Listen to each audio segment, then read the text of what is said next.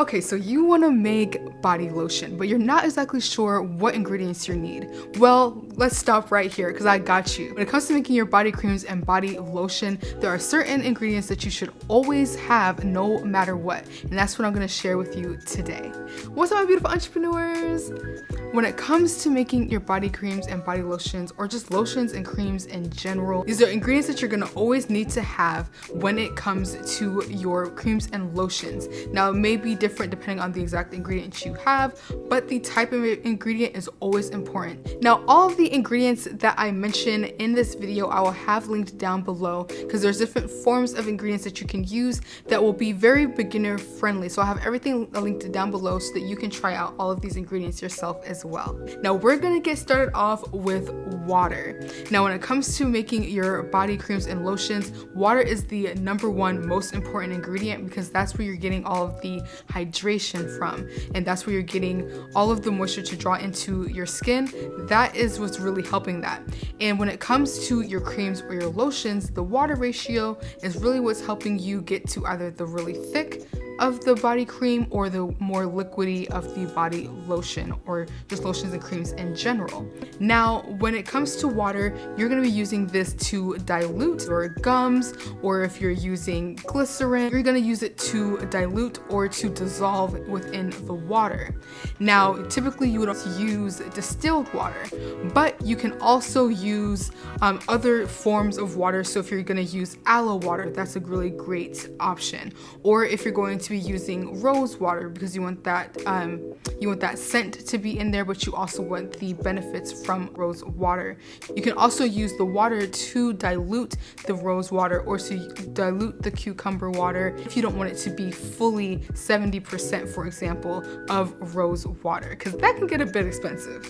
But also when you're using water, you're using that to dissolve things like a hyaluronic acid, because you want to make sure that you're allowing the hyaluronic acid to bloom and to soak up all of the water, and that is going to be a water phase type of ingredient. So that is always important to have, is your water. Next up, we're going to have your humectants. Now, humectants are very important when it comes to your lotions and creams because these are the ingredients that help to aid in adding more moisture. The great thing about humectants is that they actually add a thin layer on your skin and also your hair to help prevent moisture loss throughout the day. So it actually keeps you a lot more moisturized throughout the day on your skin and also your hair. So adding in humectant is really important. Great examples of this is going to be your glycerin. You also have honey that can be used here as well, and even your hyaluronic acid. These are going to be considered humectants when it comes to your formulas. So I love humectants. It's a really great ingredient that you should never skip. Now, next is going to be your emollients. Now, emollients are going to be your oils essentially.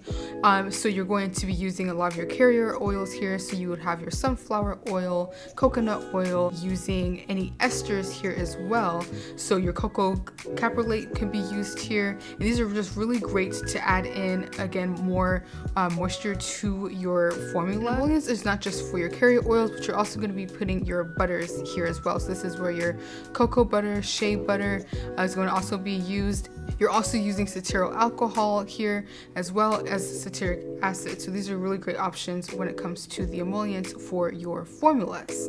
All right, so now that we have our emollients and the water out of the way, now your next important ingredient. So now that we have your oils and waters out of the way, now we're going to talk about the emulsifier. Now this is the most important because it helps to combine the water and the oil, and this is what makes your lotions and your creams. Without this, you're just not going to have a cream or a lotion. So this is a very important ingredient. Now, when it comes to emulsifiers, you're going to typically see this in a wax form. Now, let me just put this out here as a disclaimer. Beeswax, my friend, is not an emulsifier, and it will not do what you think it's going to do. I know I see a lot of times you will see, if you look up how to make a lotion or cream, that beeswax can be used, and my friend, it cannot.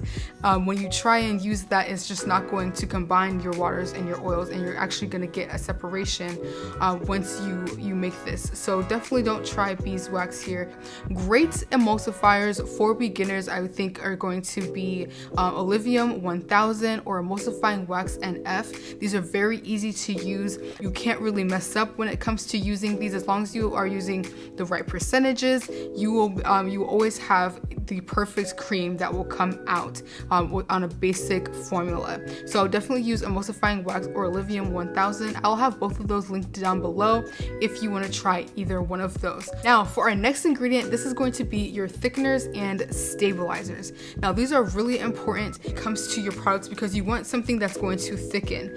Another really great emulsifier is going to be Lotion Pro. Now, but when it comes to Lotion Pro, it will emulsify, but it won't thicken your product.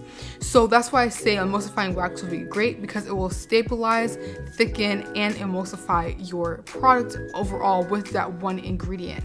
But if you just use Lotion Pro, then you're gonna need a thickener like stearic acid, or you're gonna wanna use cetyl alcohol to help thicken the product to make it more of a thicker consistency for a cream, or even with your lotions. Because I find that even with the Lotion Pro, just using that by itself, it can be a very loose, more liquidy lotion. And if you're looking for something that's still gonna have the lotion feel like with your normal, hand lotion, for example, and you still want a little bit of thickness in there, then you're gonna want to use like a stearic acid there in order to add in a lot more thickness to help that overall. Now the next ingredient that you absolutely need when it comes to creams and lotions, and I'm sure you probably have already guessed it by now, is preservatives. You absolutely need a preservative. Why? Because this is a water-based product, so you need a preservative to extend the shelf life of the product and to make sure that it doesn't get molded. Not adding a preservative, you will have a moldy product. You do not want that to ship to someone by accident because you forgot to add a preservative. Now I have gone where I've made my product for myself and I forgot to add the preservative, and I opened the jar and I was like, oh my gosh, why is it molding? And I would forget the preservative, and it's just really, really important. Okay, so now you have the ingredients that you need. Now let's get started in making our creams and lotions. Watch this video here where I share with you step by step how to make a body cream, and I'll catch you in the next one.